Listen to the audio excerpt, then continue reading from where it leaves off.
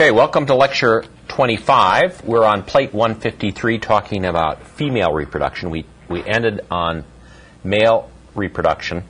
We're going to revisit as the sperm joins the egg later on, but let's focus on a relatively complex hormonal tissue interaction that occurs in the female.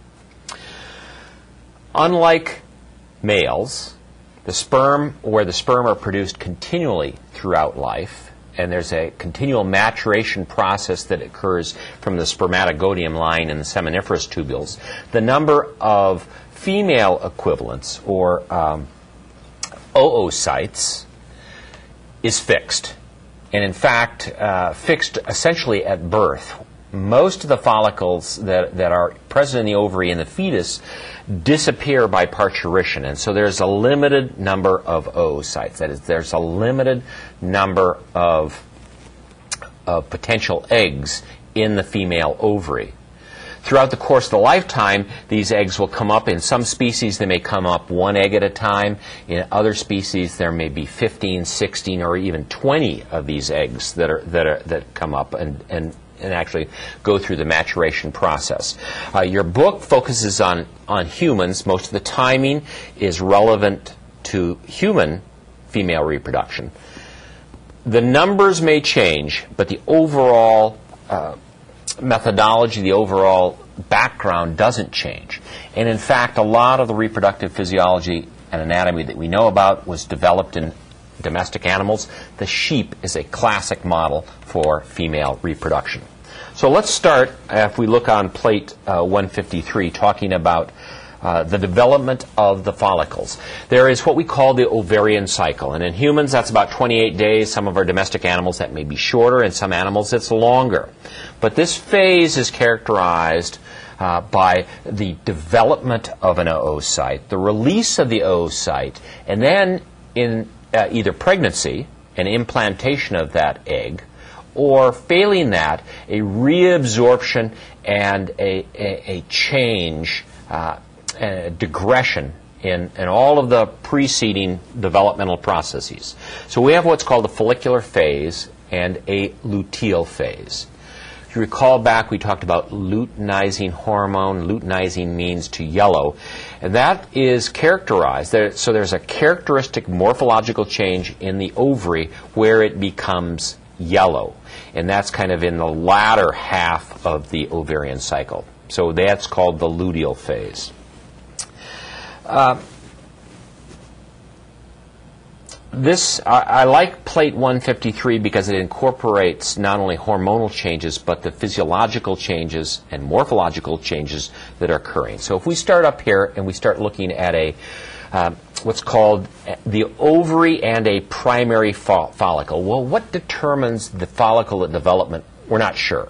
We know that there are hundreds, thousands potentially of these oocytes, but only one in a human, generally, only one in a horse, generally, start maturing. And this is what is then defined as the primary follicle that then starts maturing.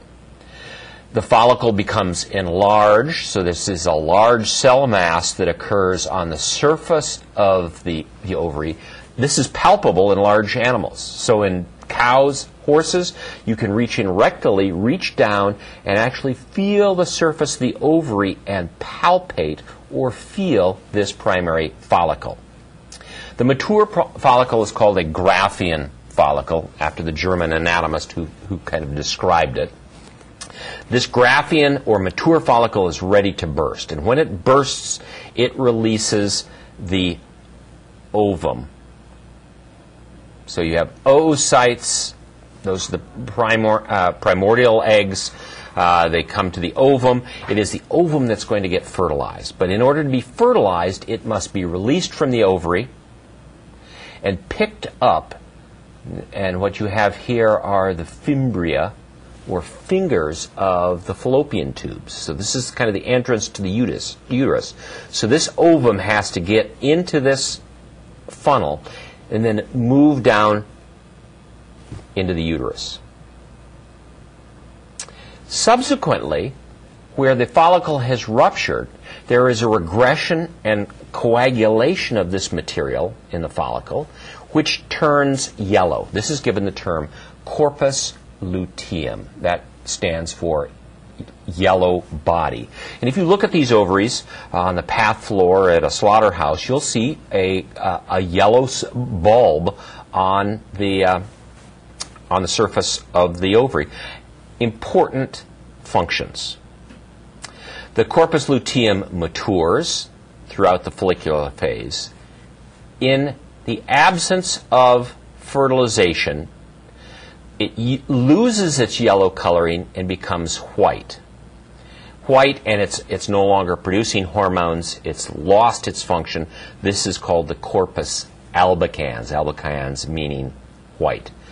This then defines so there's the follicular phase up to about this point, and then the luteal phase, the second half.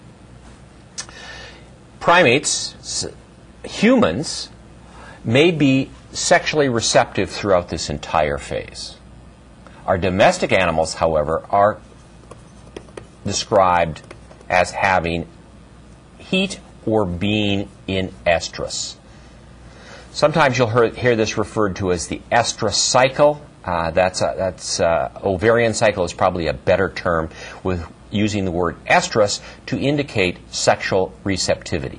As it turns out, if you were an engineer kind of organizing all this, you would want the female to be sexually receptive when when the ovum is released, so during this period of time. So in our domestic animals, you will see the female showing no interest early in the follicular phase or later in the luteal phase. They may have a limited window, maybe 72 hours, in which they are sexually receptive. They are displaying estrus, signs of heat. They are receptive and willing to mate. If we look closer at the anatomy of what's occurring in the follicle,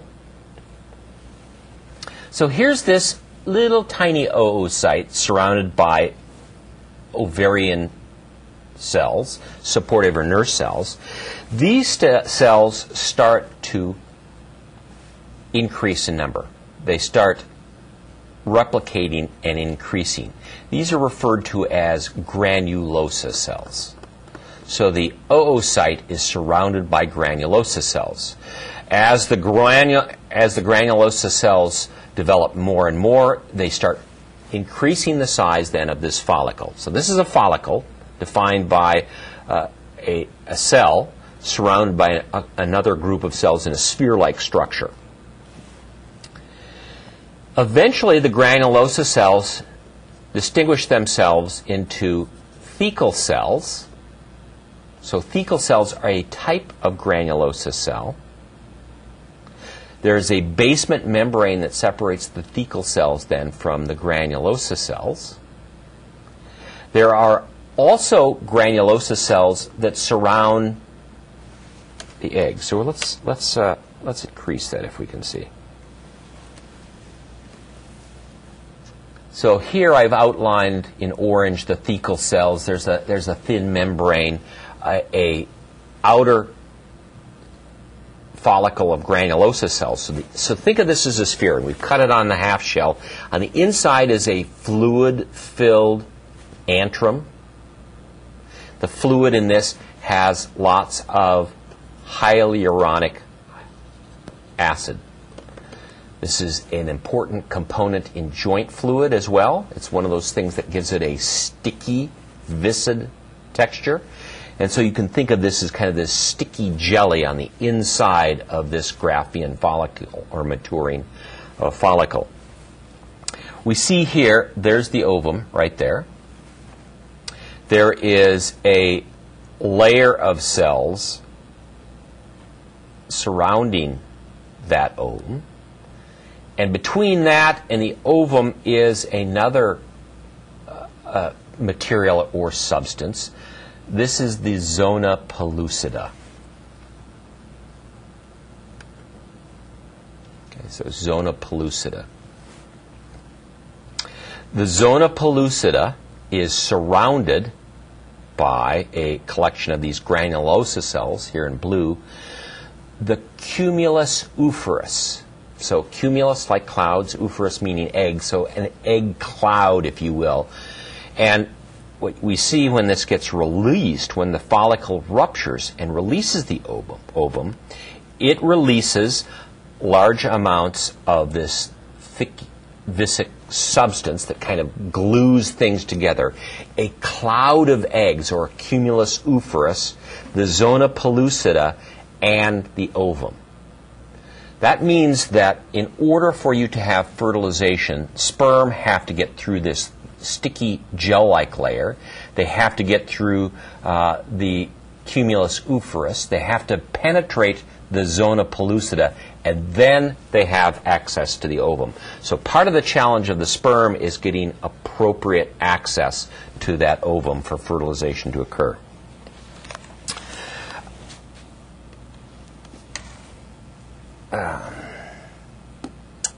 In the follicular phase, so let's back out a bit. Let's look what's happening at hormonal regulation. The follicle is under control of the follicle-stimulating hormone. So what we see is the follicle increases in size from a primary to a mature Graafian follicle because of FSH. And you'll see that FSH, remember, an anterior pituitary hormone under the control of GnRH. So FSH is high early in the follicular phase.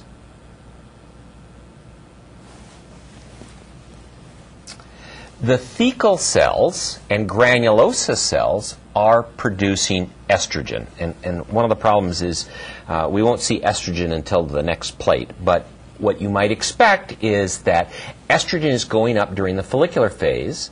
Estrogen drives libido. You want estrogen to be pretty high right when the ovum ovulates in order to facilitate conception.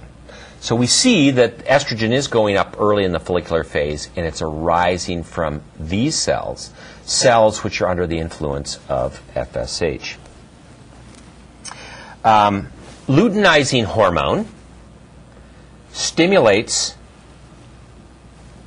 estrogen release from these.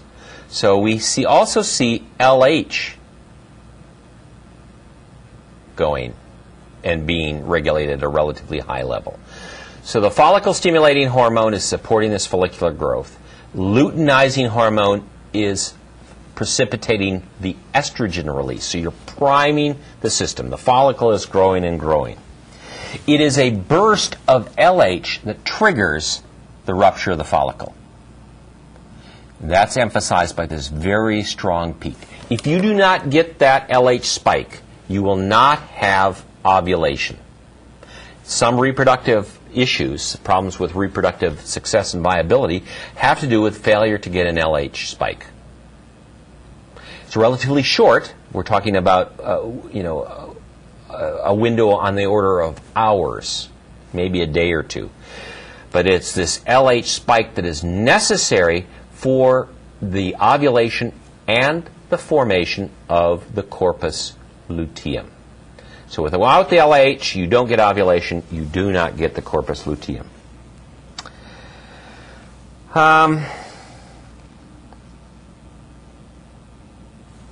What does the corpus luteum do? Well, for that, we need to go to plate 152.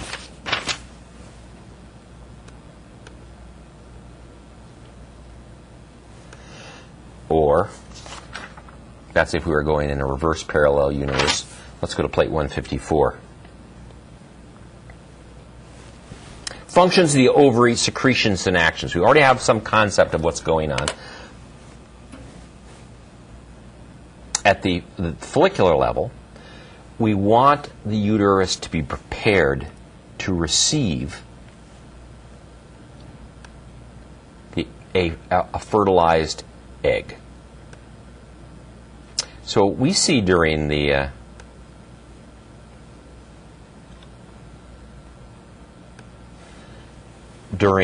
the ovarian cycle is a change in the uterine wall. The lining of the uterus is called the endometrium. So an endometritis is an inflammation of the uterus, very serious. The endometrium are epithelial-derived tissues. These are the tissue cells that have secretory ability. They are going to produce the nutrients that are going to support the egg.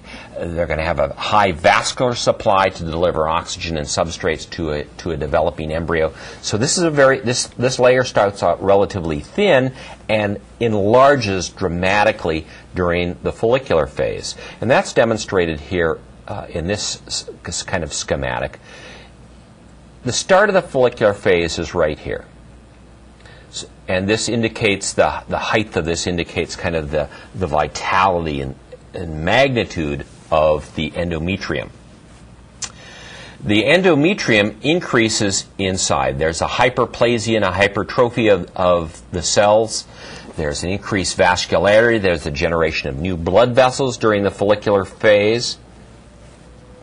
And then there's a secretory phase in which secretions, nutrient compounds from the secretory cells of the endometrium imbue or spill out this fluid, which is going to support a fertilized egg if it so implants.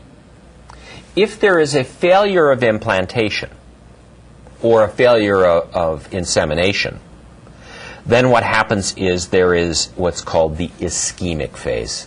Ischemic or ischemia. Ischemia means decreased or compromised blood flow. In fact, what you find is that the support and nutrition of the endometrium disappears. The cells are no longer able to support themselves, and they start dying off. They will actually slough. This disruption may, in fact, produce visual bleeding. So menstruation, physical bleeding that kind of signifies the end of the ovarian cycle, the end of the luteal phase. So we see changes not only occurring in the ovary, but also in the uterus. What's kind of affecting these changes? What's going to cause the change in the uterus? Oh, one other word, myometrium. So you have endometrium. These are the nutrient, the supportive cells. Underlying that, you have muscle layers. This is going to be very important. It's these muscle cells that are going to be responding to oxytocin. It's these muscle cells that are going to be involved in contracting and moving the fetus out. But most of the changes we're looking at here are occurring in the endometrium. So, same diagram. Let's move down and look at the hormone changes. Well, what was happening in the follicular phase? So this is follicular phase, right? Start of the follicular phase. We said that estrogen was going up. FSH was stimulating the estrogen. Estrogen was, and LH was FSH was stimulating the follicle cells. The LH was stimulating the release of estrogen. So throughout the follicular phase, we see this increase in estrogen. The development, the vascularization, hypertrophy, and hyperplasia of the endometrium then is under estrogenic control. Without this increase in estrogen, you will not get a change in the uterus. Right before ovulation occurs, you get a increase. The Graafian follicle produces a lot of estrogen. Well, that's going to drive the libido. It's going to make the female move into her estrus or heat phase. It's also going to make this tissue engorged and thick.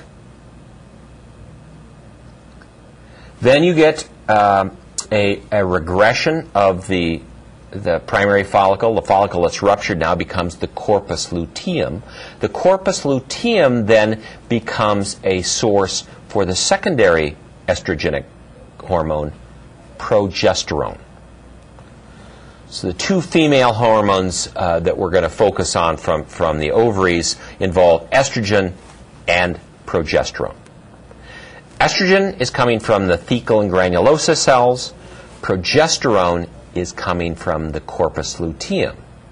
So until you have a corpus luteum, you don't have much progesterone. You'll see progesterone is low. Well, once you get ovulation, you've got a release of progesterone. If there is a failure of conception or a failure of implantation, progesterone, remember the corpus luteum goes to the corpus albicans. It loses its function to produce progesterone, and progesterone concentrations drop.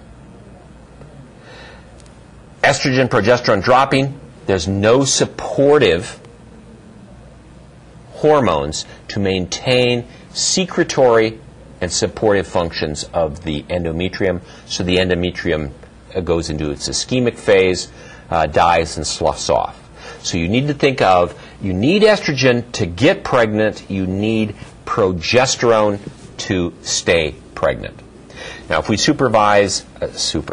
we superimpose the hormone cycle from plate 153, remember that FSH is going up, and it goes up right there and then drops off, and LH does a wonderful spike right there. So there's LH. You need luteinizing hormone to make the corpus luteum. It's the corpus luteum that's producing the progesterone, so you see that progesterone follows on its heels.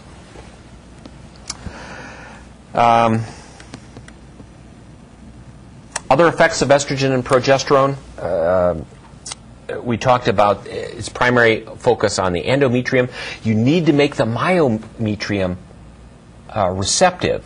And what we're going to find is at parturition, there are changes in the sensitivity of the myometrium, particularly to oxytocin. You remember that hormone? So, and we'll come back to that.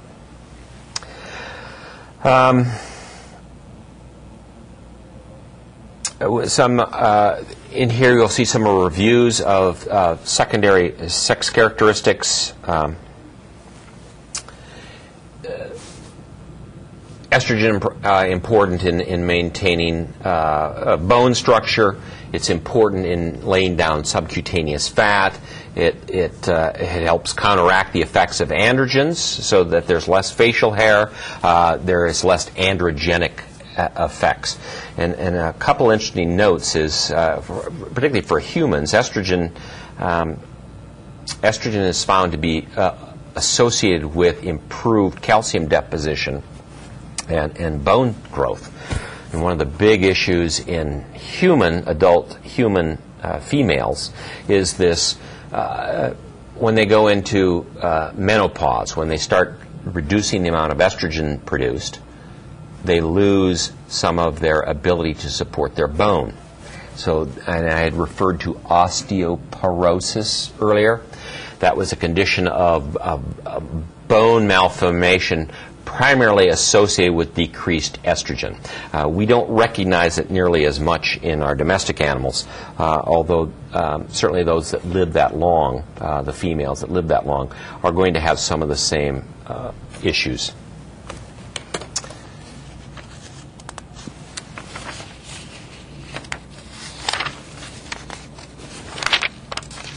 Let's review kind of this hormonal overview from another perspective, and that would be plate 155, which I don't see.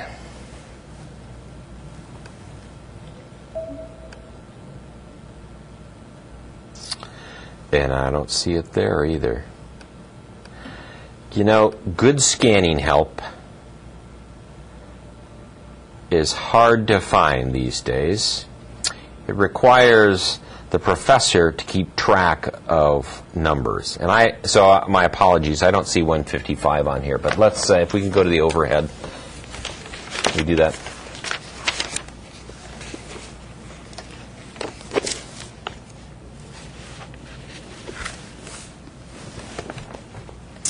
So let's review.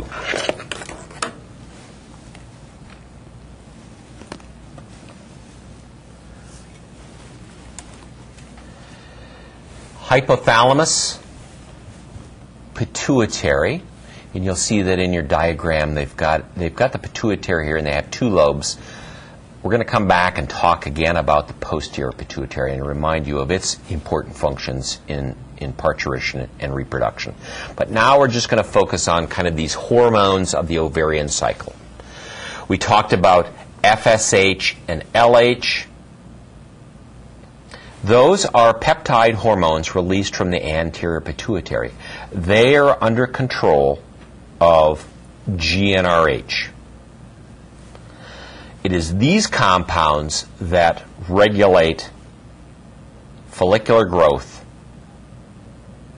and estrogen production. So if you look down here, GnRH is released, and in fact it turns out to be again pulsatile, reminding you that the frequency and intensity of these GnRH pulses are going to determine the magnitude and output of FSH and LH. So we see. So here's the phase right here. This is the ovarian cycle. There's the follicular phase. There's the spike of LH indicating the ovulation. There's the ovulation occurring up here. And so you know that you have increased LH output during this time. A little less earlier, somewhat attenuated right after. So the major pulse occurs right here at ovulation. FSH has a primary role in getting the follicular cells to develop. Remember negative feedback.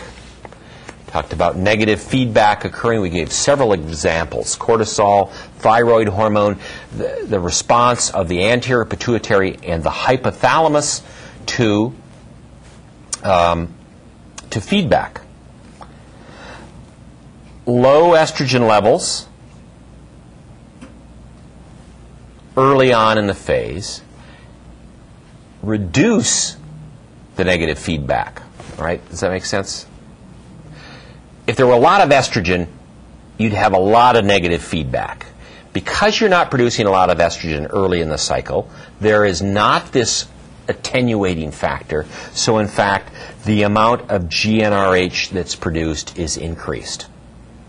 The amount of GnRH increases both FSH and to some extent LH. So we see that these hormones will start increasing early on in the ovarian cycle. Now I'm going to give you an example of positive feedback, and this is where we talk about positive feedback as being kind of a vicious cycle. That means if there's an increase in a compound or an element, it makes and it further increases production of that. And it seems to me, well, that's a bit of a vicious cycle. Don't you run into a problem?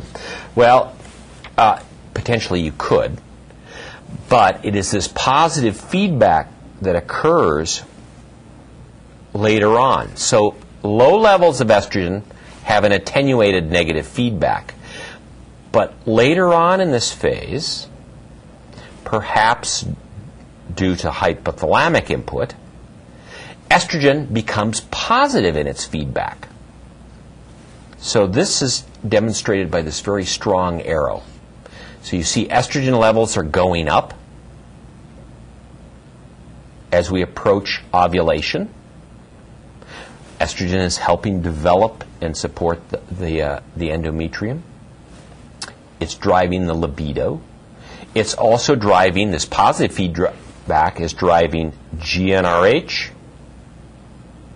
and LH.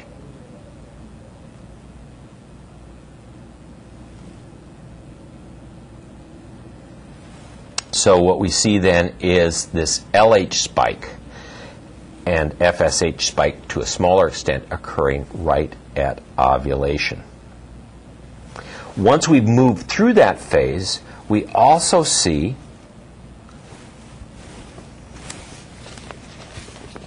that now the progesterone along with the estrogen have negative feedback. So it's like we have negative feedback at the start of the follicular phase, we have negative feedback at the end of the luteal phase, but right in the middle there is a period of positive feedback.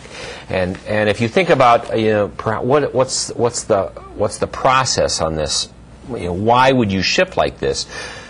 Remember, what you're trying to do is you're trying to focus all of your reproductive elements into a very narrow time window. That we have, these animals have limited periods of estrus. You don't want a lot of energy gets expended. You want them only to focus on getting pregnant, and you want to limit the amount of time that this occurs. And by gearing everything up, by using positive feedback, you're able to focus the animal for a relatively short period of time, to make her receptive, to make the endometrium receptive and secretion levels go up, and be prepared to accept that oocyte. Ovarian granulosa cells. So once the egg has disrupted and released, the ovum has, I should use the word egg for a fertilized cell, ovum for a non-fertilized female egg, all right? So I'll try to make that distinction, but catch me if I'm not doing that correctly. So you've had the follicle is ruptured. You still have the granulosa cells that are now going to start forming the corpus luteum. These cells produce a hormone called inhibin. Remember, we talked about inhibin in the male? Well, inhibin in the female comes from the ovaries, and it suppresses FSH. Right? We don't need to develop a follicle anymore. So let's reduce that hormone that stimulates follicular growth. So by adding another hormone, inhibin, we can help attenuate and decrease the amount of FSH that is occurring in the luteal phase. Factors influencing ovarian function: illness, malnutrition. We talked about temperatures in males, modifying testicular function. In females, nutrition plays a big role. Now, the egg itself does not require a lot of nutritive support. It's a single cell, right? The ovum doesn't require a lot of nutrition. It's a single cell. It's not until you start really developing a fetus that you need a lot of energy. But think about the importance of not having adequate energy and then committing into a reproductive cycle. So you think that it's adaptive if you're particularly malnourished, that you don't want to conceive. And in fact, severe, extreme female athletes, that are functioning on very few percentage body fat, will routinely stop cycling. They will stop showing the ovarian cycle. The system kind of shuts down. It says, we're not prepared to handle a fetus. We don't have the nutrient supply, so let's not deal with it.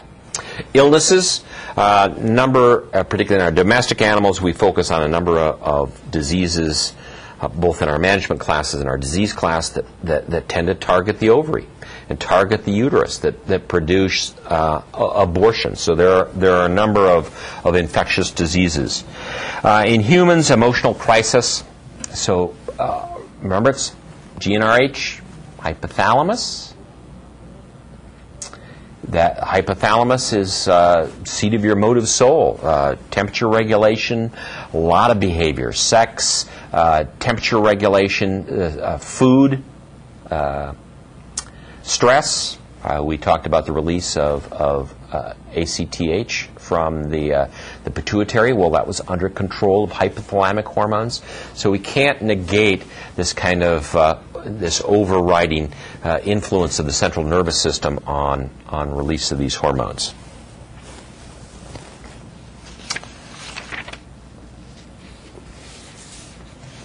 Okay, I think I'll stop on that plate, and we'll pick up again shortly.